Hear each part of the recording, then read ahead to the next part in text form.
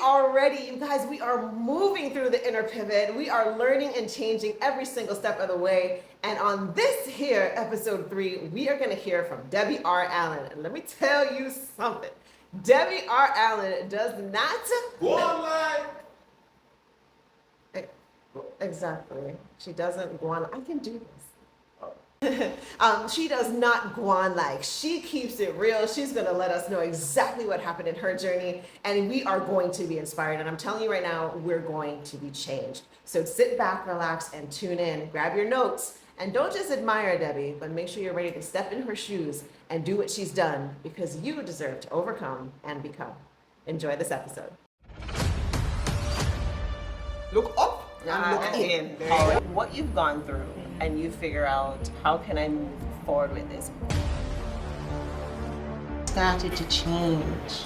I mean, it's like life started to open up. And you don't tell me who I am. God tells me who I am. When you're in the middle of it, it feels like it will never end.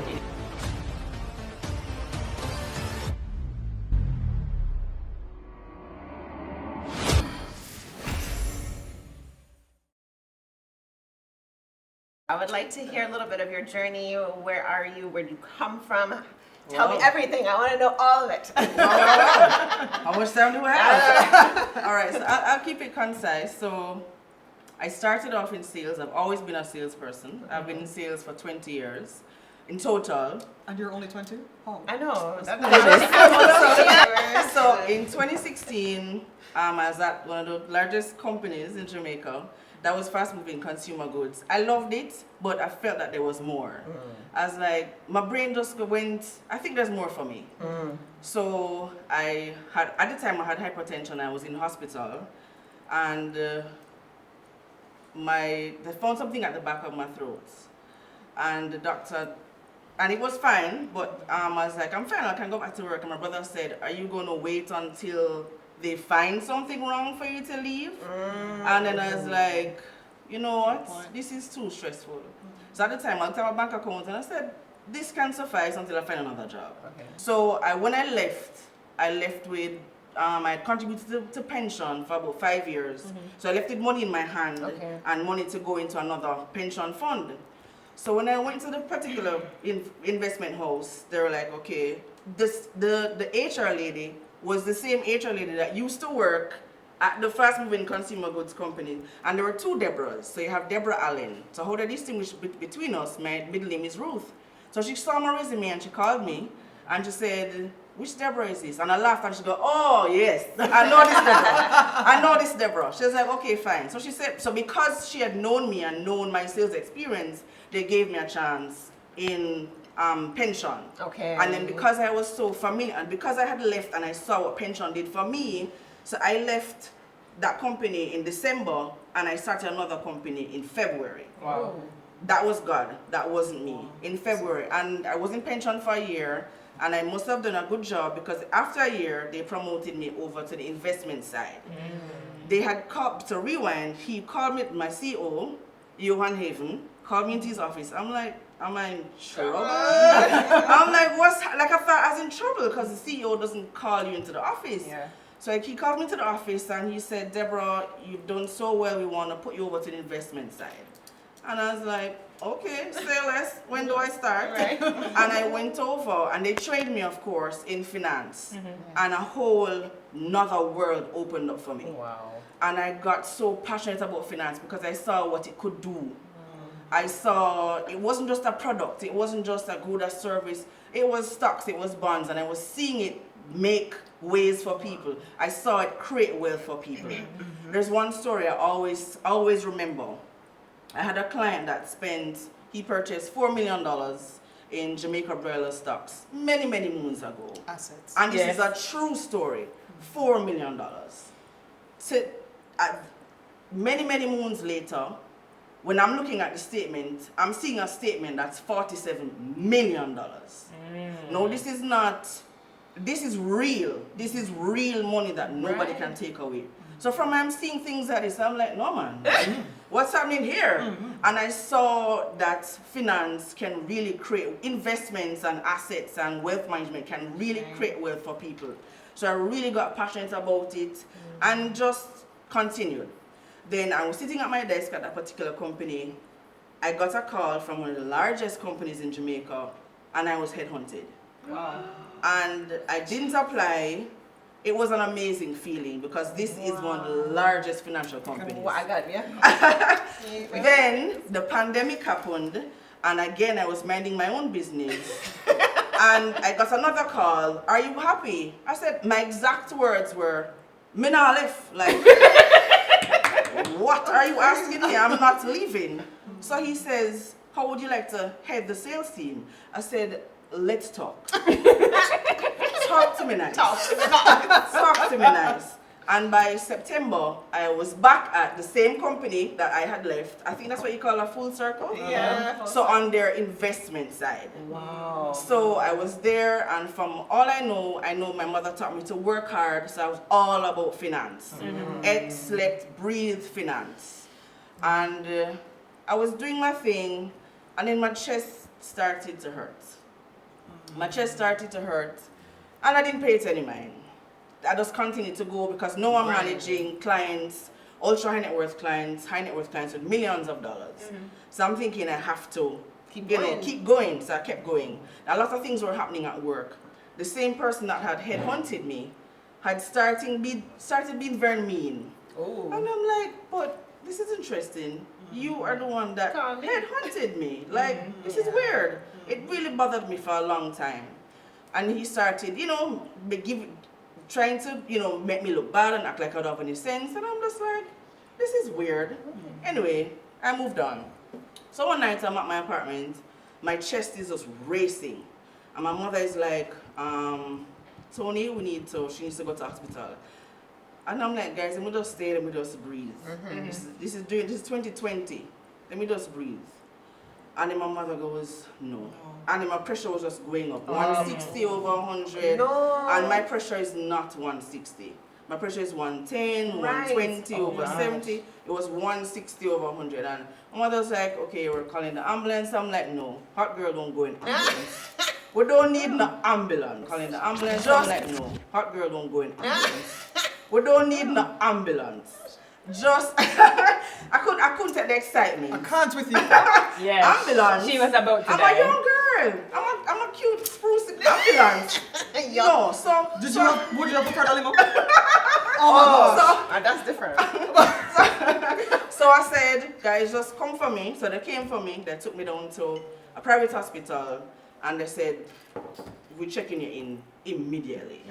And the amount of doctors that were around my bed was scary. Wow. And so doctors were just coming, checking on me. I'm like, guys, not scare me now. Yeah. Then Now you're scared.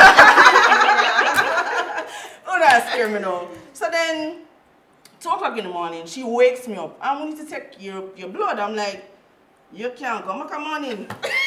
And then she's like, ma'am. You are such a difficult patient. Like, I'm like, yo, wait me up to take my blood. Like, you can't take my blood like 6 o'clock. Like, and she's like, ma'am, they called me at 2 o'clock in the morning to take your blood. That's right. I was like, okay. Yeah. So what I remember of that night, they had placed me at the foot of my bed were like 3 doctors on call. So I'm saying, no man, this serious. Right. Are you very important? No. You are very important. I'm just like, I mean, I don't normally say this, but I literally had like a teddy bear and it dropped and they came and I picked it up. I'm like, yeah man, I'm dead now. And then, so when I woke up, they were like, it's just stress. You need to take it easy. That was my issue. You need to take it easy. Wow. And you see the GWAAN Like piece here, that's why I named the book GWAAN Like, because we just keep acting like everything's fine. Just keep going, keep going. Yeah. Oh, you can't Hot breathe, girl, you're don't hot girl, blood pressure don't go up, hot girl, don't feel stressed, and we just keep on going and going and Just going. But there's we need to stop, and if we don't stop ourselves and walk voluntarily into the ambulance, okay, then we have to get drawn away, and some so it's really important. Like I'm listening to you and I'm like, Should I just check myself? Then you just- Should I just check myself? you just Should I check you it? should check. There is a thing I saw that says if you will not schedule rest for yourself, It will schedule it for your you. body Yes. will schedule it Yeah. for And that's you. what it did. That's That's exactly what it did. My body said, okay, You're not listening. Yeah. I'm just done right now. So there's no more finance, there's no more wealth management. I'm just popping right now. That's right. Right. With And- a hospital bill to boot. With Yes. and you have to pay for it. 'Cause Yes. it was free at It first. was free Yes. at first. Yes, and correct. And I woke up the following morning and I just said, I could have, based on how the doctors were reacting, I said, Deb, you could have really passed last night. Because hypertension and strokes are no joke. And from what I heard, strokes don't give you a warning. No. You can just, Or they Out. do, but you don't necessarily identify them as warnings. there you go. So the morning I woke up, I said, Deborah, anything you want to do in this life, we're going to do it. And everything that my bosses were saying about me, I said, hold on. You don't tell me who I am. God tells me who I am. My identity is not in a title. You can take away a title, I'll still be Deborah. I'll still be blessed. I'll still be favored. Yes. My identity is in Christ. And I wrote my book, Invest with Confidence.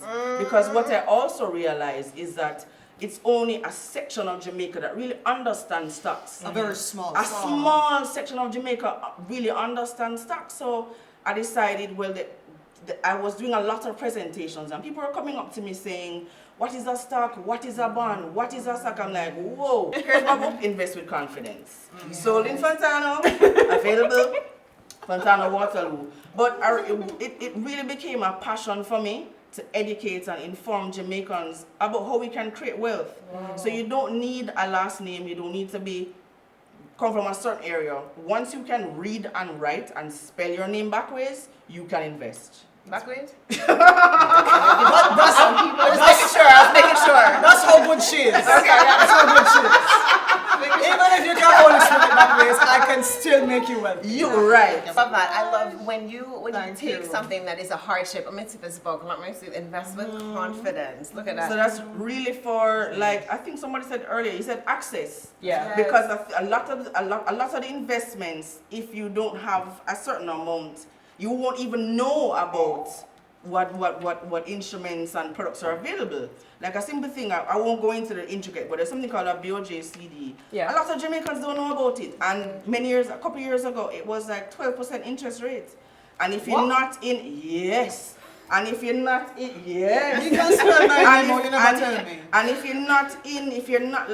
you're not in a circle, you're just not going to know. Right. You're just not going to know. So I said, you know what? And my father is, he's still alive. But he hated that at the time, they only put me on ultra high net worth clients. He said, Deborah, what about the people? Yeah. What about Jamaica? Jamaica needs to manage their investments. Jamaica needs financial And I think management. it needs to start from early. It needs to Yeah. from high needs school. to be in Exactly. school. Yeah. It's not Yeah. in schools. I didn't learn it at my high school. I didn't learn it in college.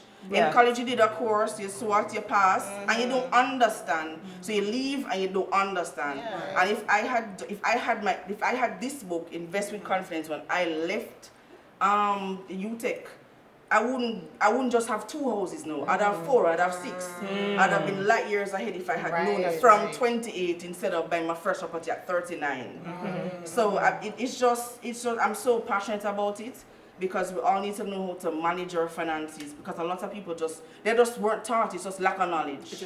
It's just lack of knowledge. So because of my stay in hospital, I woke up and I said, listen, I could have died last night. Yeah. Anything I want to do in this life, I'm going Yeah. to do. Yeah. So I had a mindset shift. Shift there. I had a mindset Do you shift. see a trend? Yes. Near death. Near that, I do. Why is it taking us? Jesus shows up and goes, hello. Yes. You know, Now that I have your attention. Yes. right? So there's Yes. something I would always say this, like on my talks and things, I talk in the States a lot, and I would say, if you don't listen when God whispers, then God will scream. at you. And I'm like, I want to hear the whisper. So you see a little like, oh, I need a break. No, I'm tired. I can't do it. I'm like, I don't want the scream. Yes. Because Yes. sometimes that scream, it is such a challenge. And again, sometimes it takes us all the way out. And so I'm so happy that you were able to say, okay, maybe I got to a little scream here, but I'm going to listen to this scream. Yes, for I'm sure. going to listen to For this. sure. So it doesn't get even more intense than this. And what you've done now is taken this life experience, your professional experience, found and gathered all the elements of it that may have been lacking for you, that may have been, I mean, first of all, you guys should have seen our camera crew when they said 12%. When she said 12%, everybody was like, what? So like, she's got some knowledge, and that is now something that you can share with everybody, because in the process of checking yourself, even though you denied the ambulance ride, we're not going to hold that against you, okay? Oh, I am going to hold it against her for the rest of our lives. I'm never going to forget about Debbie. I actually understand that. I really do, because you want to just feel like you're well. You just want to, you don't have time to not be well, right? Hold on. You do. As a degree holding member of teen biology, your feelings don't trump the facts. If I was your parents, I would have grabbed you and shoved you into the ambulance. Well, they did. I But it came for me. We can't. We need to make sure you're It's true. We don't play those games. Well, And that's the thing that makes no. us talk so relatable, because we're like talking to you, coming to you now, but it's all of us. It's all of us that have those moments. Every last one of us have had those same thoughts. I'm not getting no ambulance, or I'm fine, nothing wrong. It's just a headache. I'll go to sleep. I'm tired. And we make all the right. Exactly. And some just don't wake up. There you go. Some don't wake up. So some don't reach the other side of the bridge. Exactly. So we're making light of the way she told this story so that we could relate to it, but there's nothing light about it. And all of us actually are guilty because we've done it. 100%. And some of us will watch this and have this talk and still go and do it. The goal is not necessarily perfection, but for us to effort to do better, so that we can start to tune in and to listen to that, just that inner signs and the talking and the feeling and the knowing and the symptoms, and stop going like everything is good when we know there's more going on. Because when we finally do stop going like and pretending, then we make a big difference. Because now That's true. Yeah. this is from stopping the pretense and just addressing the issue and moving into her greatest spaces, and now it benefits you with the book. Give us our inspiration and a reminder about your product. So for inspiration, I would definitely say balance. Take care of you. Oh, yeah. All of you. I don't think as Jamaicans we look enough about our mental state, health, where you don't have to go to a gym. I mean, my nutritionist fought me years. He's like, Deborah, just put on, just walk in your complex. And I was like, no, I want to go to the gym. Years I fought him. Wow. But as you said, DNA, my body loves walking. So take care of you, all of you. Yes. So that's balance. Spiritual too. Spiritual, right? Of course. Of course. Also mindset. People, a lot of Jamaicans want to get wealthy and create wealth, but you can't create wealth with sand. You need a foundation, Right. and the foundation starts in your mind. And a lot of people don't understand how powerful the brain is, and they're not realizing that they have subconscious programs running from Oh, yeah. culture, from children way back. So you have to ensure you condition your mind from scarcity to abundance. And I can tell you, if you don't control your mind, it will control it for you, and you will go in autopilot. And I'm saying it's because it can just happen. The brain will just shift on its own. When you see the economy, you see things happening, your brain will just go, oh, what's happening? Like even last night, I was like, oh my God, I'm like, whoa. Slow down. I looked at my bank account, I was like, we're good. So you have to shift. There has to be a mindset shift, and you have to constantly put it in drive. When you Check get yourself. up, Check you have to yourself. you have to, every day you wake up, it don't matter what is on the news, Yeah. abundance. I don't care what inflation is, because we're not working with the economy, we're working with God's economy. That's And God's economy is not looking Infinite. at it's Yeah. infinite. So that leads me to what I do know. So right now I am an author. Invest with confidence, and what my publicist said to me, and I'm so thankful for Crystal Day, because I had a lot of the fancy stuff in there, the big words, and she was like, we want people to read it. So just make it as simple And relatable. as unrelatable as possible, without the jargons. Because in investments, everybody likes to use the big words, and she's like, we want people to read it. So it's easily read, user-friendly. Brilliant. So I'm an author, speaker, and now a finance consultant. So I do consultancy for individuals, anybody. Once you can spell your name and you have the right mindset, I'll help you with your, and you have to manage your finances, budget, simple things. But that's okay. I help you with that. And also I do consultants for companies as well, for them to do this. So with the companies, I can go deeper into the financial audits. I want to look at your cash flows because you need to know if your company is profitable. And also I'm a strong advocate for women entrepreneurs, because in banking, a lot of the men's transactions go through so much quicker.